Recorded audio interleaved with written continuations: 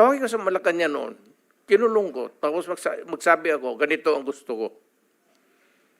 Kaya, pero ito ngayon, sir, maraming mayor na pumapasok sa droga. Kasi nga, pera. Kailangan nila ng pera para maganda yung buhay, para sa kanya, pati mga anak, pati looking forward to fund the next election to stay in power. Ganon ang kultura ng Pilipinas.